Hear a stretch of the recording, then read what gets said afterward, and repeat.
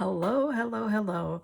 Are you ready? Oh, I'm excited about this. I want this to be hanging on my wall.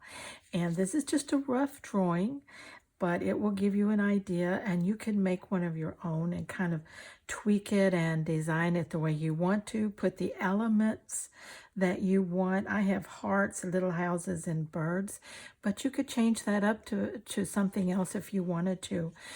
But really, what I want you to do is jump in and join me with this. What a cool project to make during the summer. It's hot here in Texas, USA, and you want to stay inside under the air conditioning. And what a great project to be working for. And I have a blank wall where I think this would look so pretty.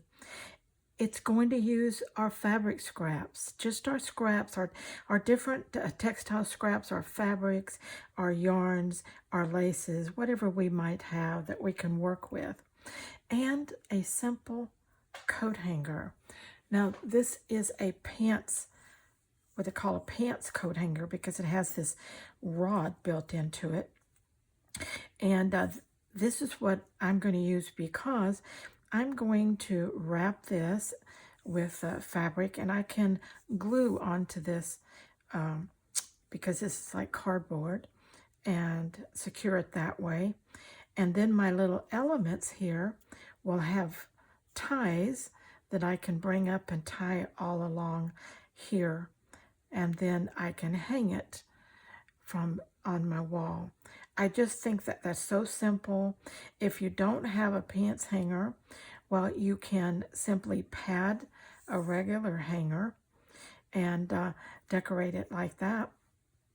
Tie it on, or however you want to secure it, and or just leave it plain. It just some people just wrap it with twine or stringy fabric and things like that to decorate it.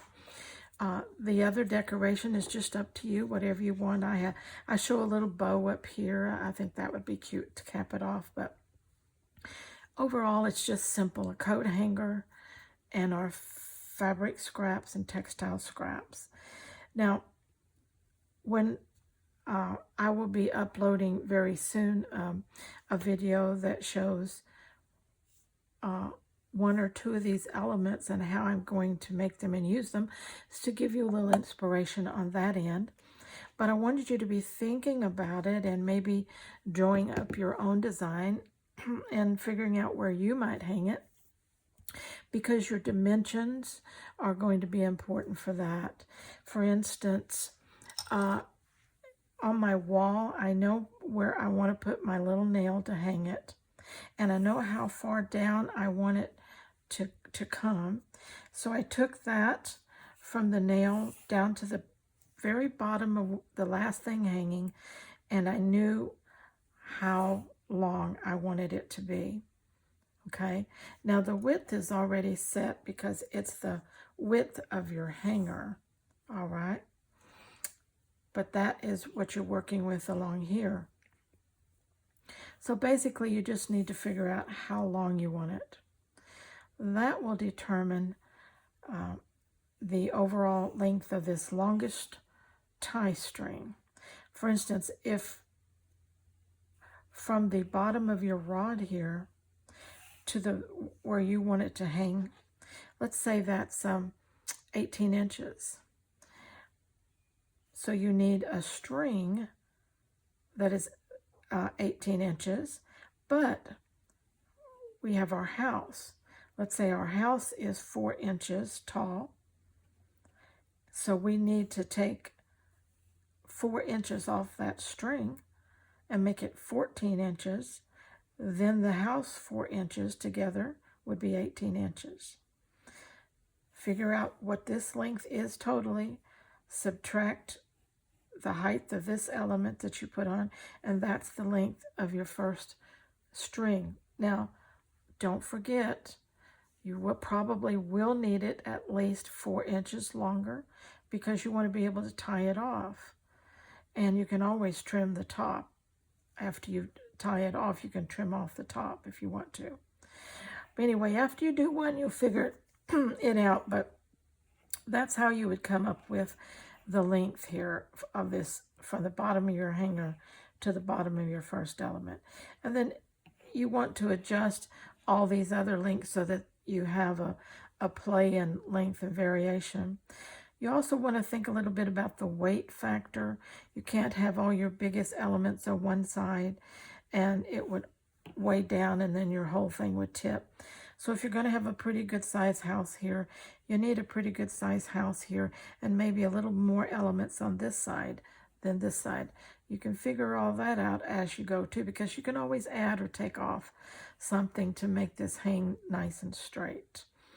That's it. It's not rocket science, and it's just a little bit of thinking ahead of time what you want to do, what your space is to hang it, how big you want your elements. You don't want them all the same size, and you know, you may want all the same thing, but I think if you changed it up, it'd be cool. You may hang one element on one string here, or you may hang two elements or two different elements on one string. You just design it the way you want it to look. Then when you get through tying everything off, if you want to come back and add some components up through here, that's fine too. If you want to work with fabric and paper to decorate your different elements, just, you know, go for it. Whatever kind of embellishments you want to put on them, well, that's up to you too. Just design it and do you very well. Make this your way, okay? This is just an idea.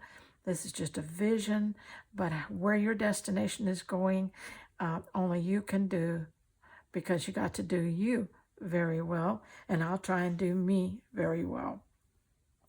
But I will be making videos along as I do mine, and that way, for a little inspiration or a little help or a little tip or anything that I learn along the way. I've never made one of these before, so I'm excited about it. Like I said, I have a perfect wall for it, space, and I really want it there. And I really want to get it done this summer. So another project on my list. Like I don't have enough, right? Okay, remember, all we need is a coat hanger, some scraps. That's it. That's just it. And I know you've got some of that stuff laying around, surely. Okay? All right. Till next time, let's get scrap happy. Bye-bye.